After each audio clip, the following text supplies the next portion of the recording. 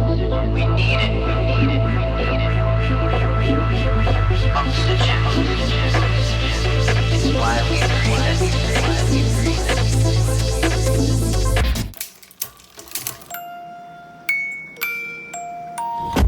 Hello, everyone. Welcome back to another episode of Small Biz Stories. And today, as we do every day, we have a wonderful guest. And as he reminded me, even just before we started the show, that you may not expect things, right? We have preconceived notions, unconscious bias, and we as a society really have to work hard to overcome those biases. And one person here who's working very hard to do that is Luis Angel Torres Rodriguez, who is the founder of the nonprofit Societal Bridge. Hello, Luis. Hi, good morning.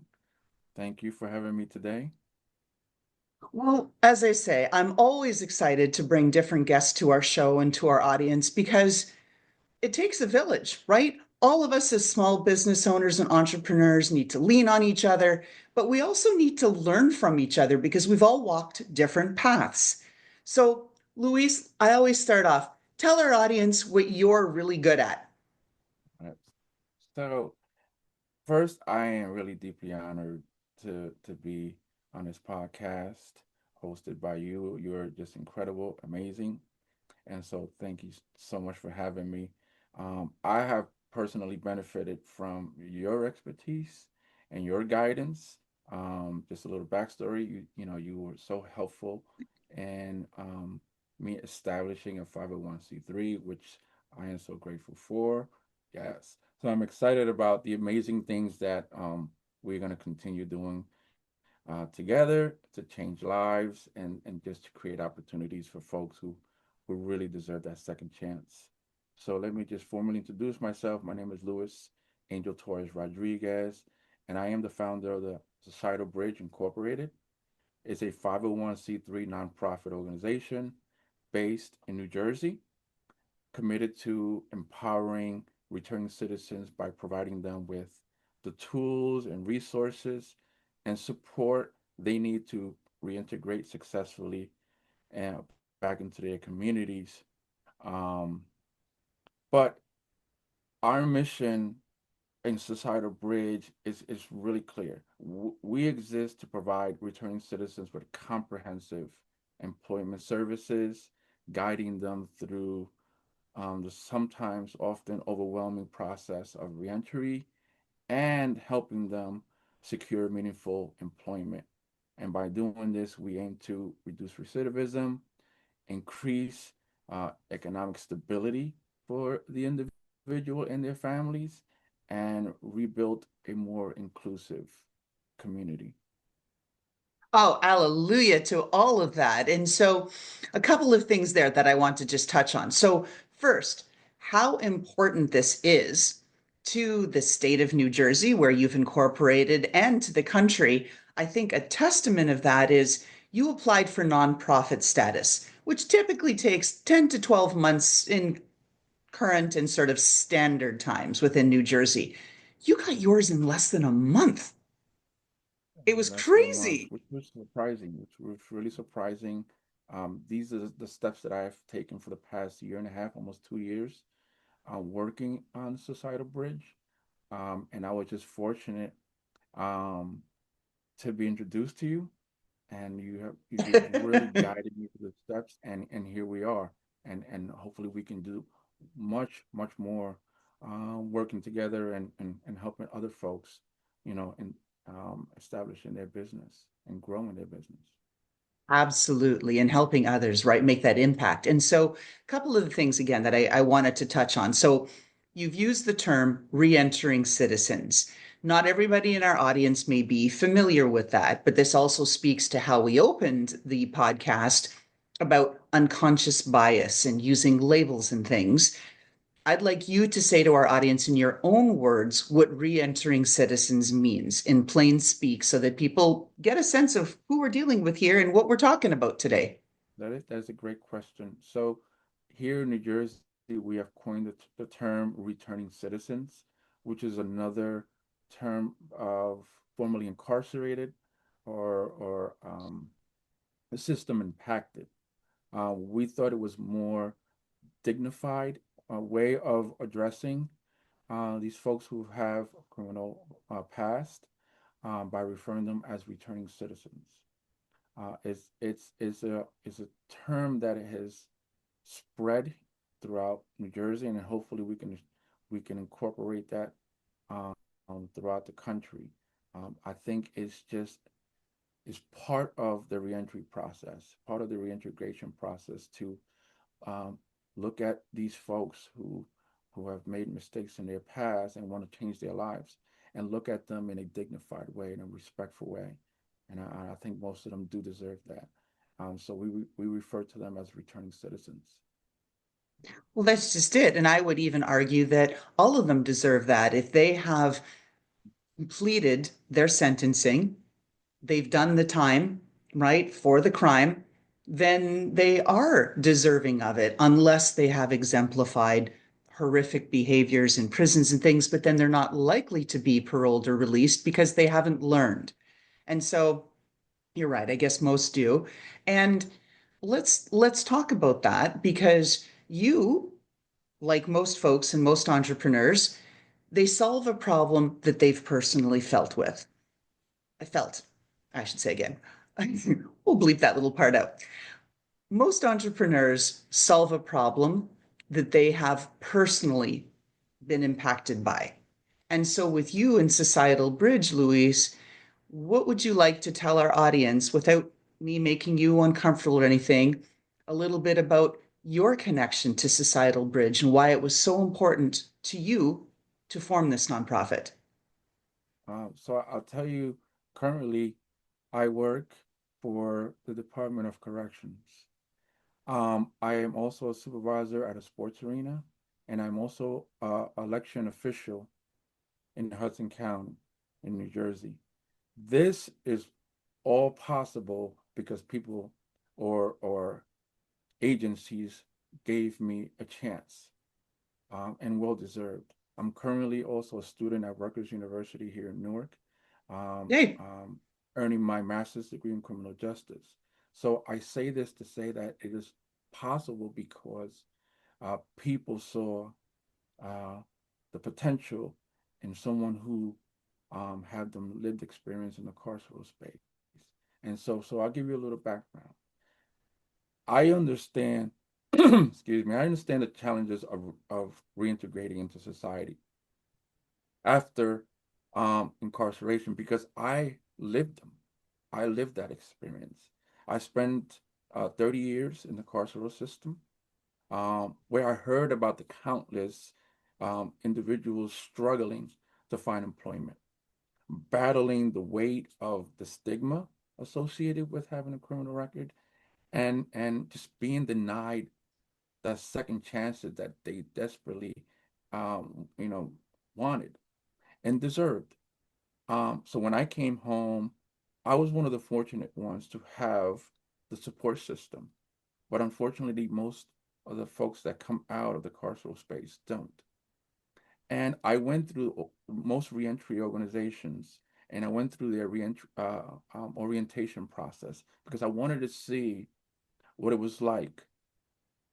And most reentry organizations do great work, but unfortunately, they just provide employment information, a sheet of paper, and it's up to the individual to follow up with their interviews, do their resumes.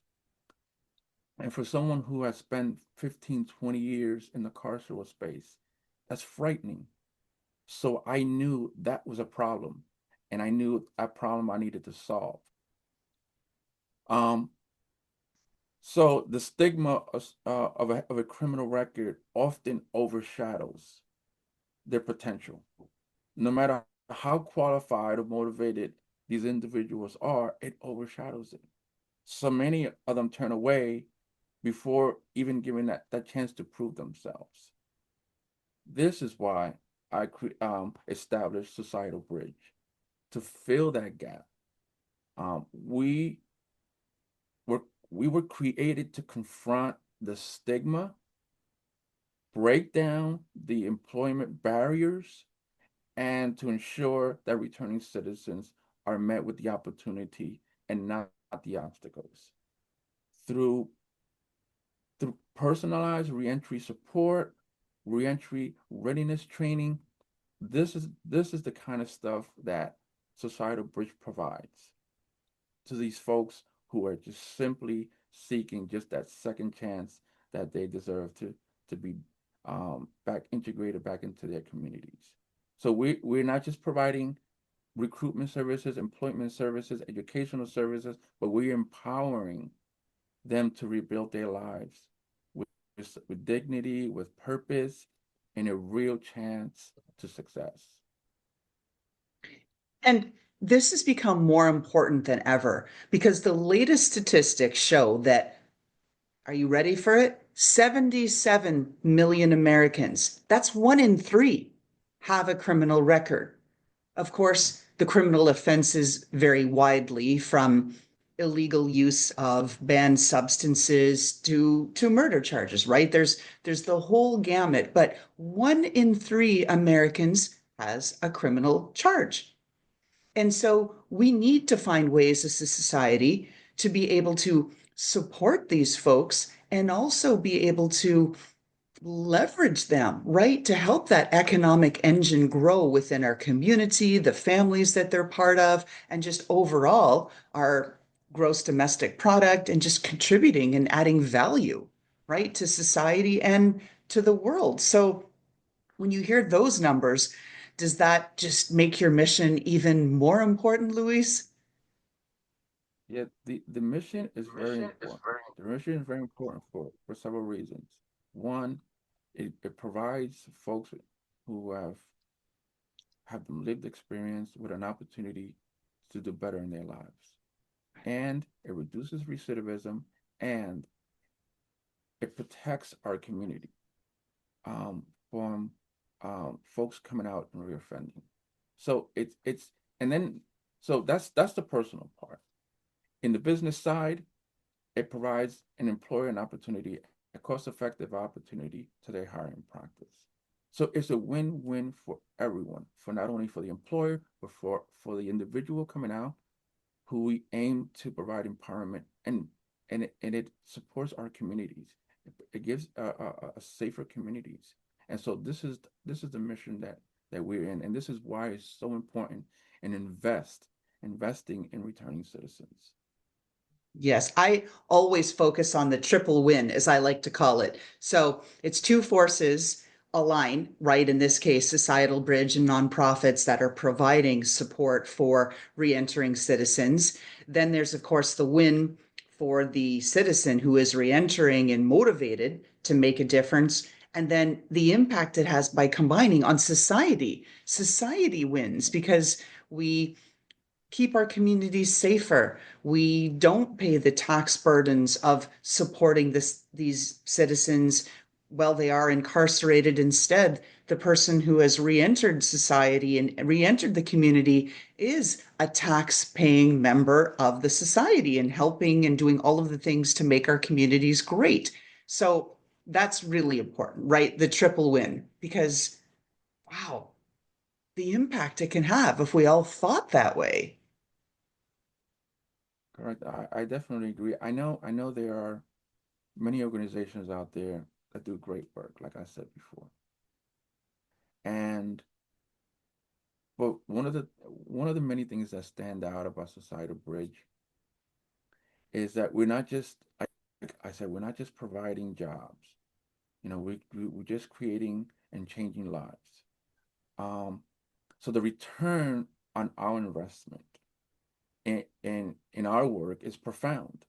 Not only for the individual, as you mentioned, that we serve, but for the community at large, that you just finished talking about.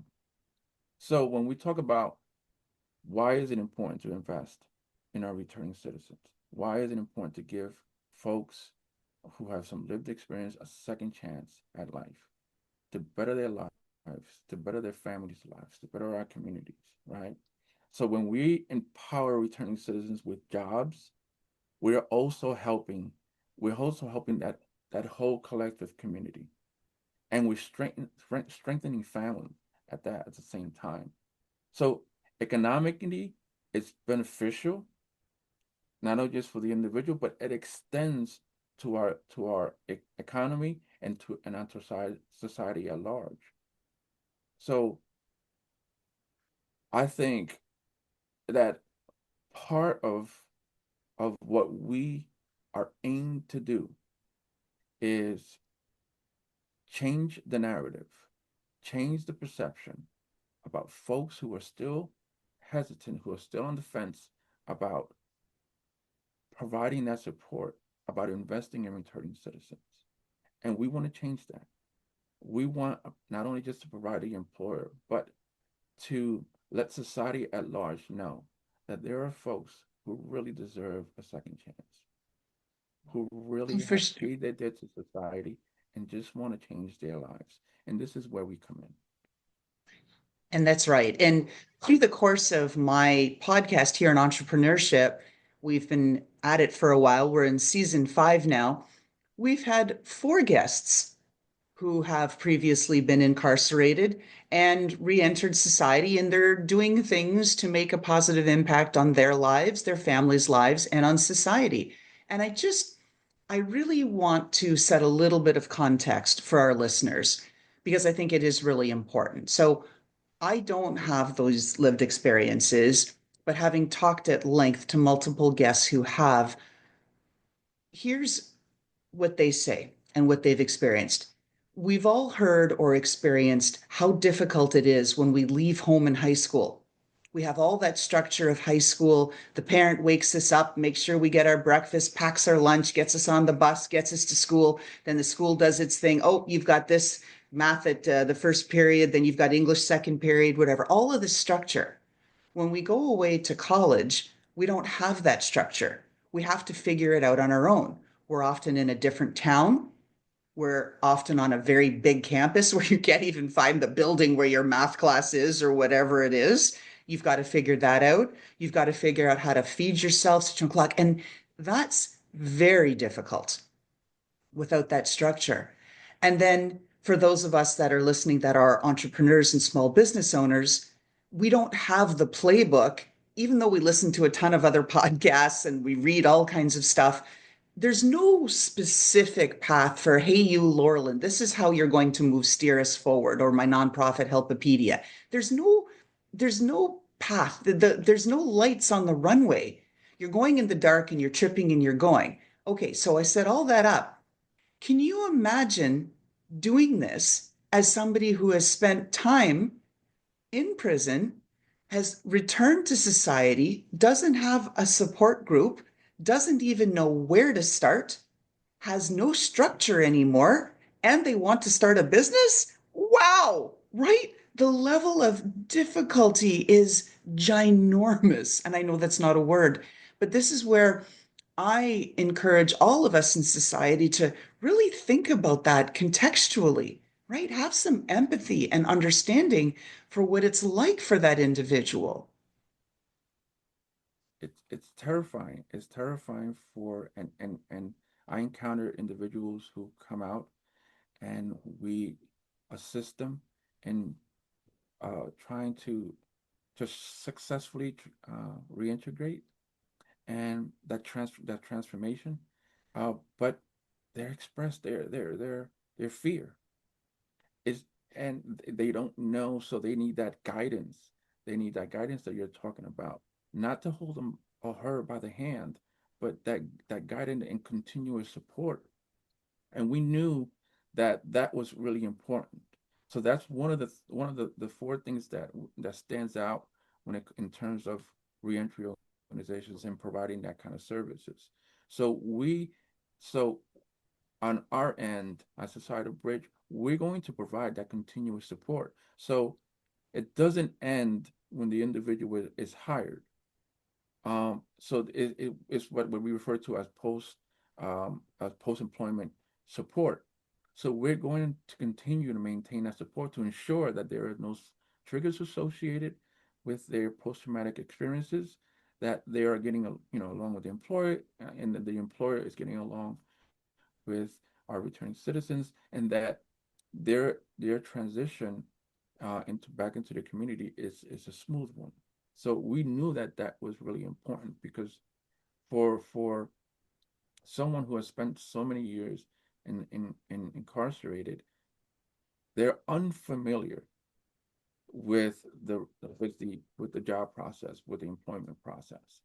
They're unfamiliar with how technology has evolved since the last time they were in the communities.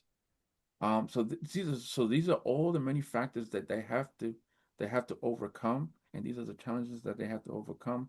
And so imagine the level of pressure of someone who spent decades in the system and now having to come out, and you go through a reentry orientation, and you're provided a piece of paper and it said you are on your own. We knew that was going to be a problem, and Societal Bridge is going to fix that problem, because we want our brothers and sisters to be successful. We're in the mission to change the narrative, to change the perception about folks who are not sure whether they should, waste their time on a returning citizen. And I could tell you, you're not wasting your time. These folks have paid their debt to society. These folks have changed their lives and want better for themselves and for their families. And this is what we encourage, folks who are listening to us today: businesses, small business, large business, corporations, other reentry grassroots organizations. This is why it's important to come on board with us, to begin the process of changing some folks' lives. And this is what Right. we're in the business of doing. And it is entirely possible. And I think society is so judgy, right? So, for those of you that are having the auditory experience instead of the visual experience on YouTube Midlife Success, Luis is here, fully polished, hair coiffed, beard neatly trimmed. He's in a pressed white shirt and a beautiful tie. And to look, you'd think, wow, this is a professional businessman. He's pursuing graduate studies, master's level at Rutgers. I mean, that's a pretty fancy school. It's awesome. It's one of the state's gems here in New Jersey. And you think, wow, yeah, yeah, great. But you have to open your ear to hear his story and what he's all about. And I think that's part of the problem, that we as society aren't listening.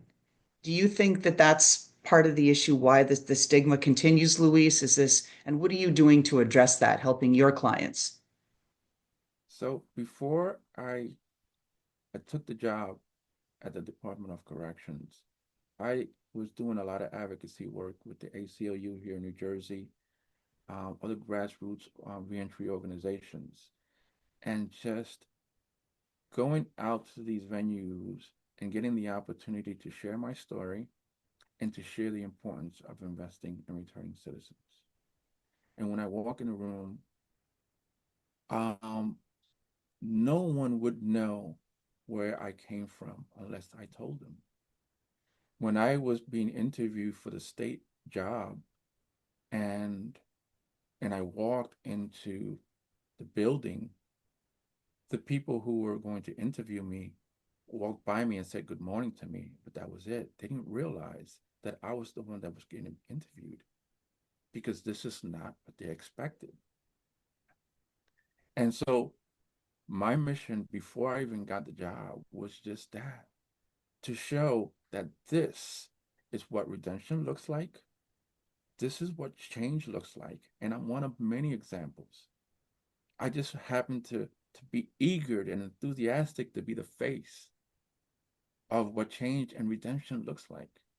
And I can tell you that almost every place I have spoken at, they did not know that I was a returning citizen, because this is not what they expected. So I love the reaction. I told the governor, I love your reaction. And I'm sitting, and I told the mayor of Union City, I love your reaction, because you thought I was here to on a official political business, and you didn't know where I came from.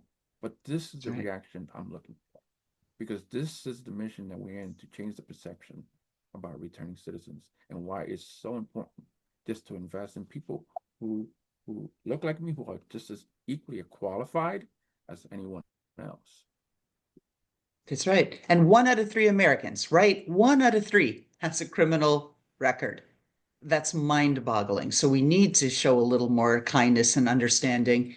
And also with respect to Societal Bridge, one of the things that I like in doing my research and preparation for the show and to explore how we can support each other as entrepreneurs is most of the other nonprofits out there offer a directory. Here's a few things, make a few calls. Here's a sample resume. Go do it yourself. Go to the public library, use one of the computers there Terrifying. and go figure it out, right? And it doesn't have any of that high touch that's needed or the voice and the heart to talk to someone and say like, "Wow, I'm afraid. Like I'm really unclear. I'm anxious. I don't know what to do. I'm overwhelmed. It's so many things all at once."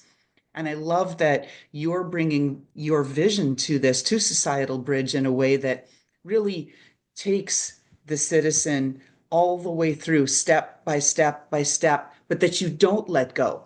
You keep going, saying, "Are you okay? You're in the job now. Let's keep it. Let's work at keeping this. Let's work at keeping you healthy. Let's work at keeping you focused. Let's work at keeping you here on the outside, right? We're here. We're not going to let you go."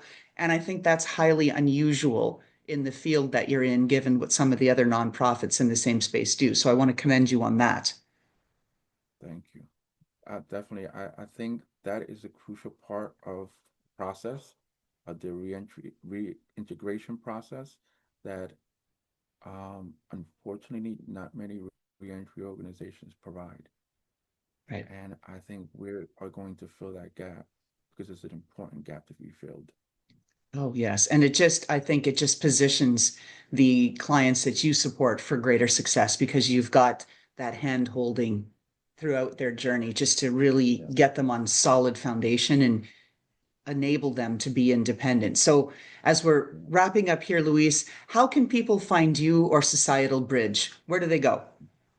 So, really quickly, um, I just for your listeners and for your viewers, it is important to not only just listen to my story, but listen to the many countless stories of individuals who just want simply a second chance and feel inspired by that, right? So we invite you to get involved, whether that's through financial donations or making us employer connections or or just simply sharing our stories or having a platform to share our stories.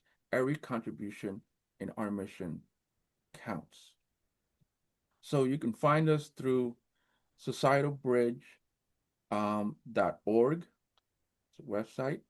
You can email me at societalbridge24@gmail.com.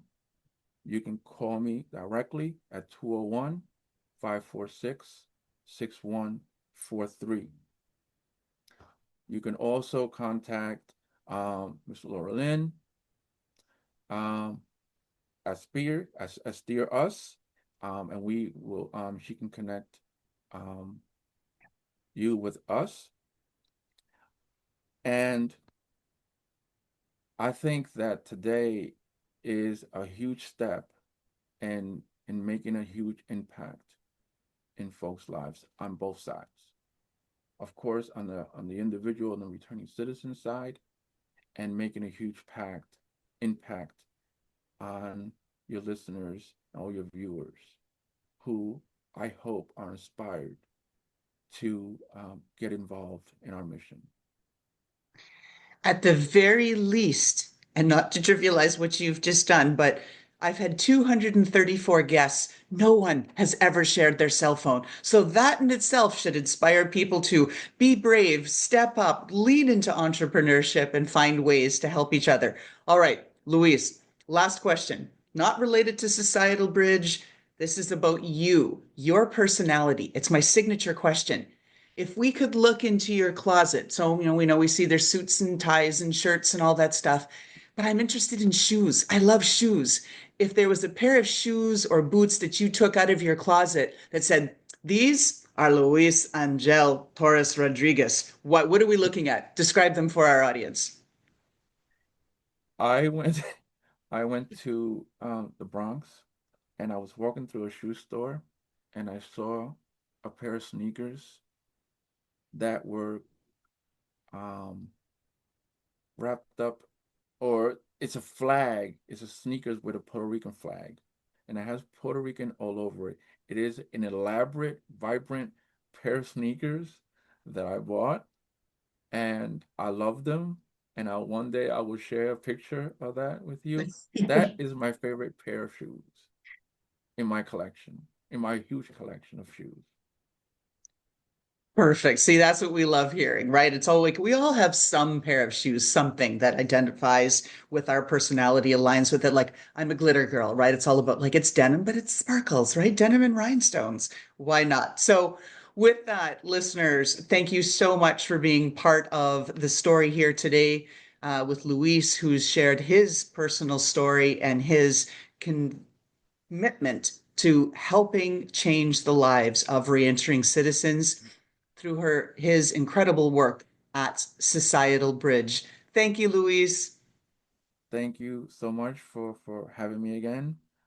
This was a great opportunity here today to share my story and hopefully to inspire some folks in our commitment to making a difference, and to all your listeners and your viewers, of course, we encourage you to reach out to us and be part of the amazing work we're going to do and we're going to continue doing.